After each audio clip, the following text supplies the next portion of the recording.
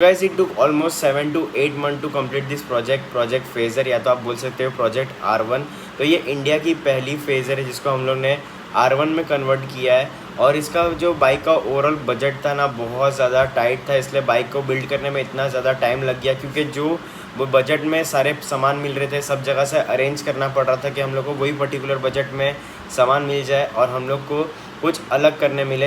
तो हम लोग ने पूरा फेज़र को चेंज किया, पहले R15 वर्जन 2 में, फिर उसको चेंज किया R1 में। तो ये बहुत ज़्यादा लंबा समय ले लिया, क्योंकि इंजन को अलाइन करना V2 के चेसिस पे बहुत ज़्यादा लंबा टास्क था हम लोग के लिए। और फाइनली हम लोग ने कर दिखाया। थंबनेल में आप लोग ने देख ली होगी, कैसी लग रही है कमेंट करके ज़रूर बताना। तो वीडियो को स्टार्ट करते, सिनेमैटिक से स्टार्ट करते। So let's begin.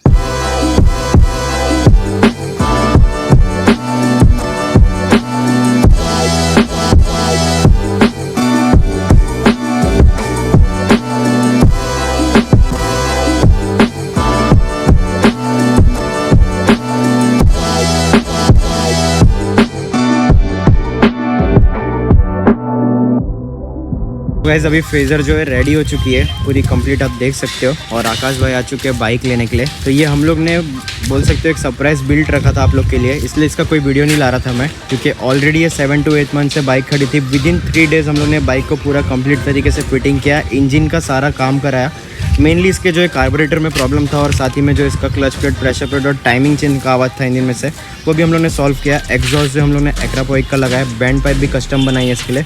वर्जन 2 की बैंड पाइप है। इंजन आपको बताया था फेज़र का है, किक देख के आपको मालूम पड़ रहा होगा। आकाश भाई को मैंने बोला था कि इसका किक निकाल देने के लिए। किक निकालने का क्यों नहीं बोला आपने?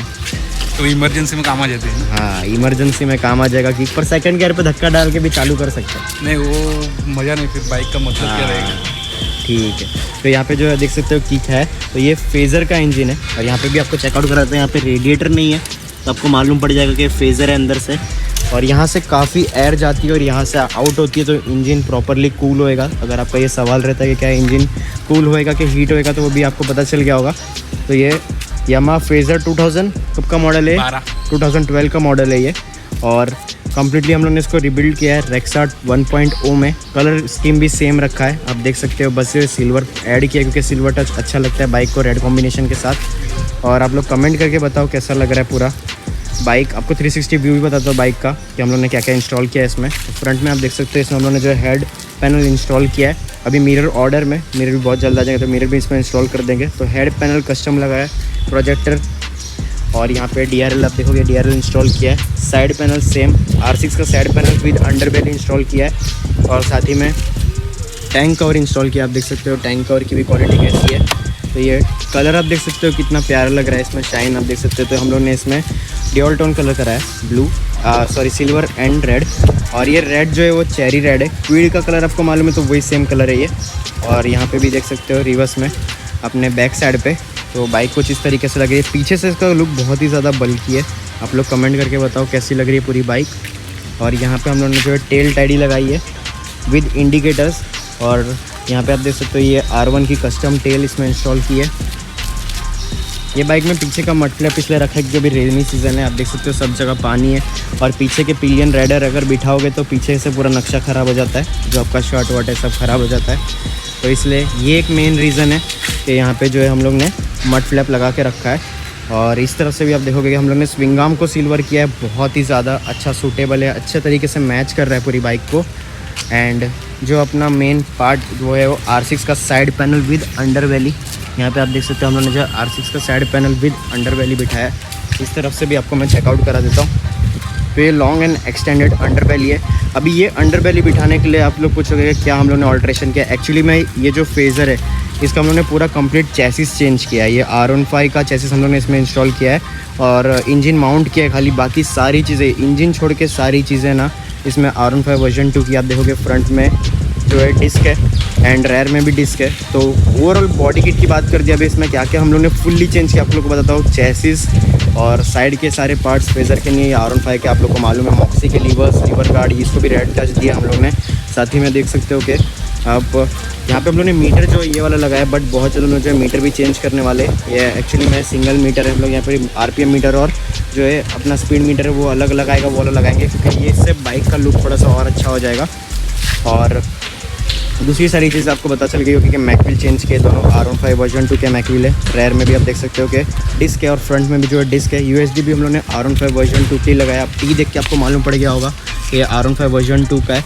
फ्रंट का जो चेसिस है वो भी R15 वर्जन 2 का है। तो मेनली ये पूरी बाइक जो है कन्वर्ट हुई है पहले R15 वर्जन 2 में, then we have modified into R1M। तो ये पूरा कंप्लीट लुक देख लो बाइक का।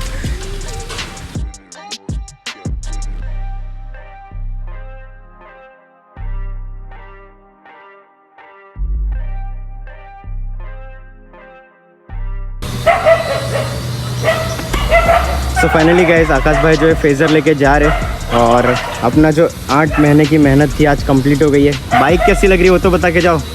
एकदम कड़क। एकदम कड़क। ठीक है, तो एक बार आवाज़ सुना दो एग्जॉस्ट का।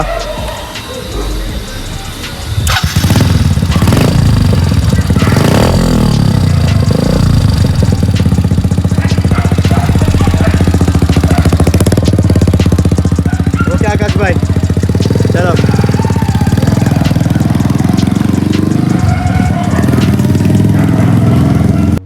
तो गाइस आपने देखा 7-8 महीने लग गए हम लोग को एक स्क्रैप बाइक को, मतलब जिसका सिर्फ इंजन अच्छा था, चेसिस वैसिस सारी चीज़ें कुछ थी नहीं, ना वायरिंग ना कुछ, पूरा हम लोग ने स्क्रैप से बिल्ड किया रेक्सा 1.0 के पूरे फ्रेम पे। और कैसी लग रही है बाइक कमेंट करके ज़रूर बताना। अगर आप भी चाहते हो कोई बाइक को मॉडिफाई कराना तो डिस्क्रिप्शन में इंस्टाग्राम का लिंक है, वहाँ पे जाके मैसेज कर सकते हो। और अगर आपको कोई भी पार्ट्स चाहिए R1M की किट की तो डिस्क्रिप्शन में वेबसाइट का भी लिंक है, वहाँ पे जाके आप ऑर्डर दे सकते हो। टैंक कवर, टेल पैनल सारी चीज़ें आपको वहाँ पे देखने मिल जाएगी। तो अगर आपको कोई भी चीज़ें परचेस करनी है बेझिझक होकर इंस्टाग्राम पे मुझे मैसेज करो, मैं आपको सारी प्राइसिंग वहाँ पे बता दूंगा। और बाइक वाइक अगर कोई भी मॉडिफिकेशन करना है तो डिस्क्रिप्शन में लिंक है, जाके एक बार ज़रूर कमेंट करो। तो यही था आज का वीडियो। करते इस वीडियो को धीरे एंड ऐसी ही अमेजिंग वीडियो आती रहेगी अभी रोज़, क्योंकि बीच में तुम्हारा भाई थोड़ा सा आलसी हो गया था, इसके वजह से वीडियोज़ नहीं आ रही थी। बट अभी जो है अपने डेली ब्लॉग करेंगे और करते इस वीडियो को धीरे एंड मिलते हैं अपने अगले ब्लॉग में। तब तक के लिए पता ना क्या करना है, like comment subscribe. Peace out.